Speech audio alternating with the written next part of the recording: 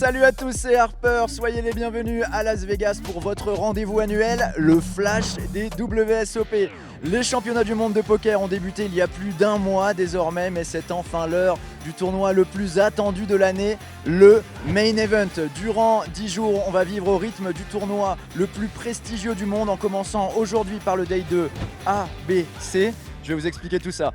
Également au programme une nouvelle rubrique, combien ça coûte, où on s'intéressera aux pratiques et activités de Las Vegas en débutant dès aujourd'hui par la sphère. Et puis on conclura par un récap express de tout ce qu'il s'est passé durant le premier mois de ces championnats du monde. Vous le verrez, les légendes du jeu sont de retour au premier plan.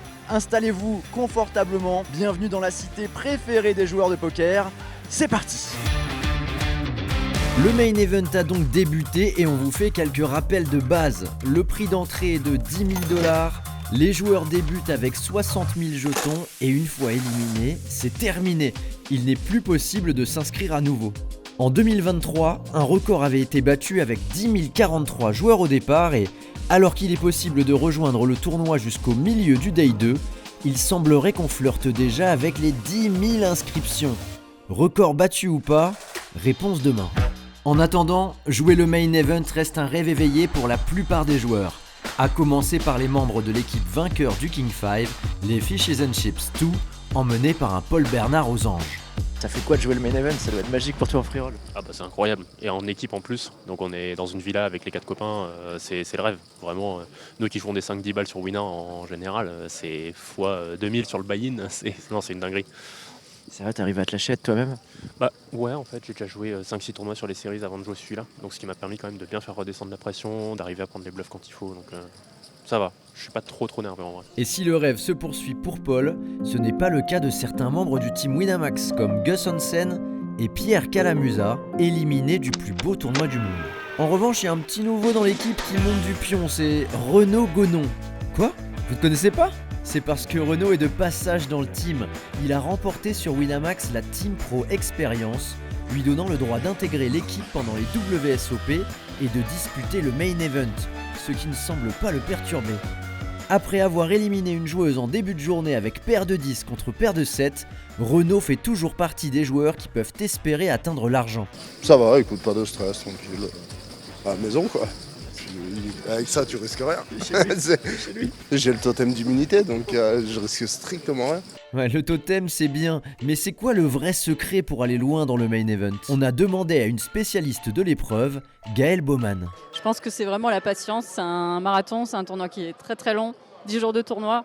Donc des niveaux de 2 heures, il faut vraiment prendre son temps et attendre les bons spots et être agressif mais pas trop non plus pré-flop. Mais au poker, la patience n'est parfois pas suffisante. Au terme d'une mauvaise rencontre avec As-Roi contre Paire de Roi, Gaëlle Baumann a été éliminée en fin de journée. Elle ne figurera pas parmi le tiers de joueurs encore présents sur le Day 3 du Main Event, au contraire de Cool Shen, auteur d'une semaine fructueuse après avoir pris un énorme bounty à 100 000 $. Il est désormais sur le Main Event avec un beau paquet de jetons, concentré comme on l'a jamais vu, à tel point qu'il ne préfère pas nous répondre de peur de rater la moindre information. Ah ouais, non, c'est même pas trop la folie, mais je suis concentré. Bon. 3 autres joueurs du team passent aussi le Day 2, Romain Lewis, Mustapha Kanit et l'incroyable Adrian Mateos, encore muni d'un énorme tapis. On aura aussi un œil sur de nombreux Français, dont 2 ayant monté un gros stack alors qu'ils sont en recherche d'une première place payée sur le Main Event, Greg Raviz et Valentin Oberhauser figurant parmi les chip leaders. On en est encore à un stade d'introduction sur le tournoi. Demain, nous vous présenterons le Day 2D où d'autres joueurs tenteront d'avancer sur le Main Event. Mais pour l'heure, on quitte le Horseshoe pour découvrir un peu Las Vegas. C'est combien ça coûte?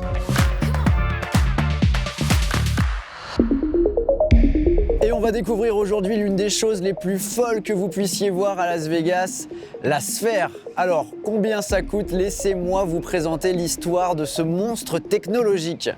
La Sphère, c'est une salle de spectacle futuriste qui a débarqué sur le Strip en 2023 et elle a coûté, tenez-vous bien, 2,3 milliards de dollars. Oui, 2,3 milliards. Imaginez-vous, c'est le prix de 2,3 millions de TV HD.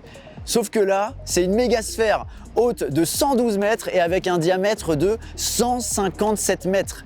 Tout autour, il y a 600 000 LED qui permettent d'afficher tout simplement ce qu'on veut. Et les animations visuelles sont tellement dingues que forcément ça a aussi attiré des marques. Il est possible de louer la sphère de façon quotidienne, mais attention, ça coûte très cher. Entre 500 000 et 5 millions de dollars lors d'événements comme le Grand Prix de Formule 1 par exemple. Et allez, maintenant qu'on a vu l'extérieur, je vous propose d'aller voir l'intérieur.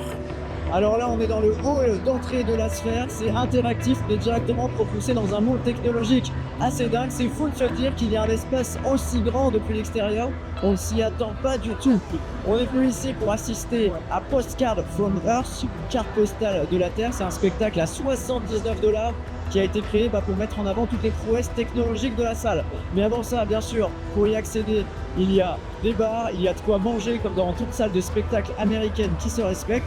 Et puis on monte un peu, puisque petit conseil, il ne faut pas aller au premier étage, il faut grimper au deuxième ou au troisième pour avoir vraiment une vision d'ensemble de tout le spectacle. On y va. Et voilà, on y est dans cette fameuse salle de spectacle. Déjà, c'est très vertigineux, faut faire attention parce que quand on va en bas ça fait très peur. Et puis vous avez devant vous tout simplement le plus grand écran LED du monde, 19 000 x 13 500 pixels, c'est tout simplement 100 fois la résolution de votre télé à la maison. C'est énorme, ça fait 15 000 mètres carrés. Dites-vous, je sais pas tellement ce qui nous attend parce qu'en plus il y a 164 000 haut-parleurs. Ouais, j'ai pas fourché, 164 000 haut-parleurs. L'expérience s'annonce juste dingue. C'est une fusion entre technologie, innovation et immersion. Alors le mieux c'est d'être ici bien sûr, mais on va quand même vous offrir quelques images. Profitez.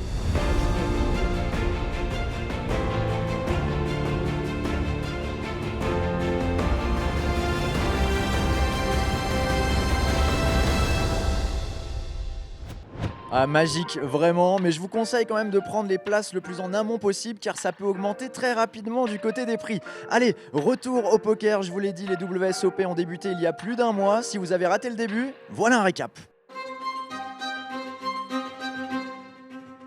Les WSOP ont débuté le 28 mai dernier à Las Vegas. Il s'agit de la 55e édition.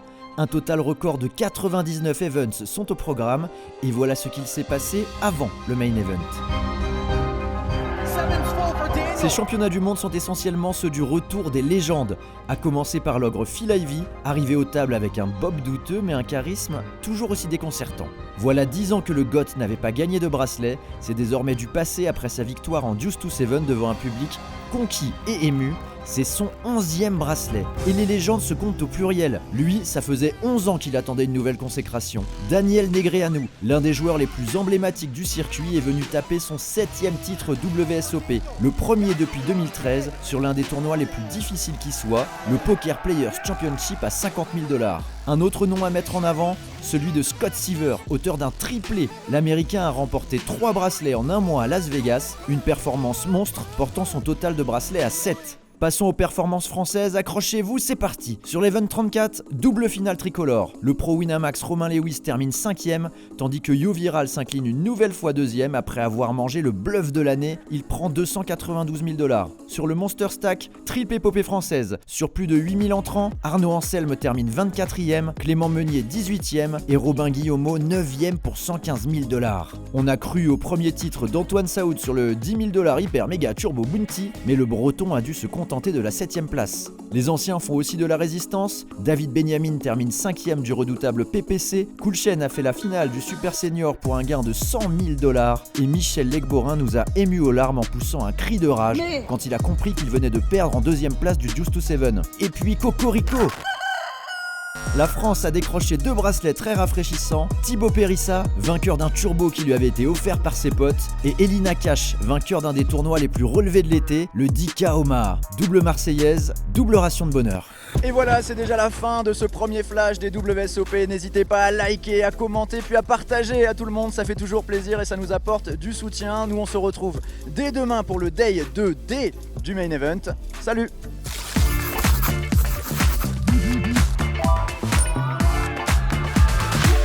Premier flash des... J'ai craché. Tu l'as vu?